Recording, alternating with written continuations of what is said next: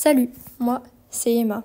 J'ai grandi en banlieue sud de Paris, dans une famille où les gens, ils pratiquent plein d'arts différents. Du coup, j'adore dessiner des trucs un peu partout.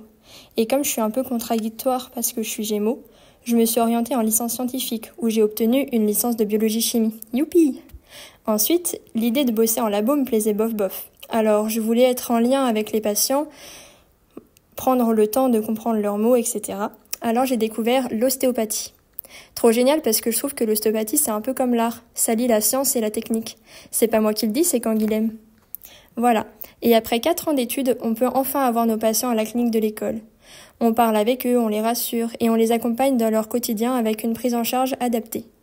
Ce que je préfère dans notre métier, c'est à la fin de la séance, quand ils ont le sourire et qu'ils nous disent qu'ils vont aller faire une bonne sieste. Ça, c'est le signe d'une consultation réussie. Salut, moi c'est Audrey. Bon, comme vous avez pu remarquer, je sais pas très bien dessiner. Donc on va partir sur des bonhommes en petits traits pour raconter mon histoire. Voici mon papa, ma maman et ma grande sœur. Et la toute petite en bas, c'est moi. J'ai 23 ans, j'ai grandi dans les Yvelines et j'étais dans un lycée public. Je savais pas trop quoi faire, j'aimais le sport, j'aimais la médecine.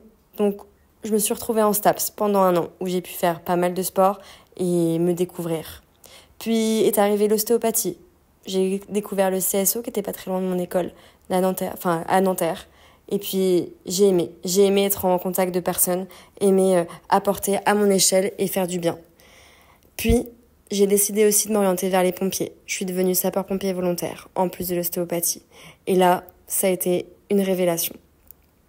Peu de temps après, il y a à peu près 3 ans, une maladie est venue toquer à ma porte, l'endométriose. Et c'est pour ça que aujourd'hui, je fais partie des Cigognes de l'espoir, pour aider les femmes qui en ont besoin, qui souffrent de maladies qui peuvent heurter et être difficiles au quotidien, comme moi avec l'endométriose.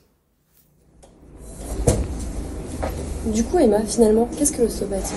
Alors en fait, l'ostéopathie, c'est une médecine manuelle qui va prendre en charge de manière globale le corps du patient.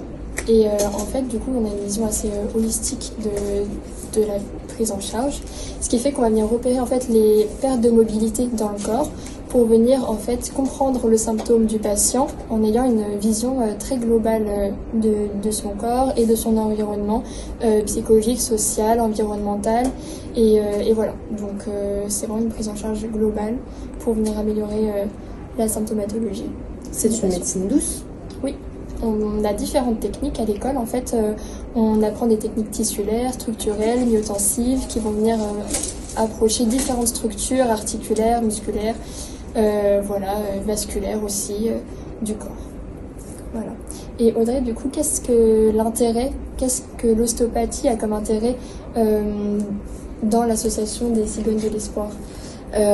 L'ostéopathie peut avoir un vrai intérêt, un vrai bénéfice pour les personnes en parcours PMA ou avec du coup des difficultés de fertilité, que ce soit autant les hommes que les femmes, car ça va avoir un bienfait sur la globalité du corps, comme tu l'as si bien dit il y a quelques instants.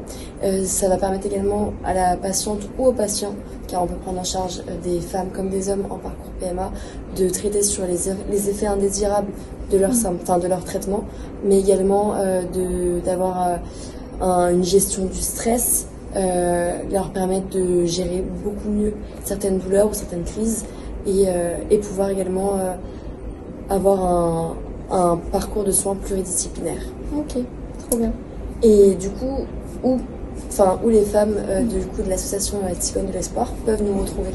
Donc en fait, nous, on est dans une clinique à Nanterre-Préfecture, dans une école d'ostéopathie reconnue du coup par l'État.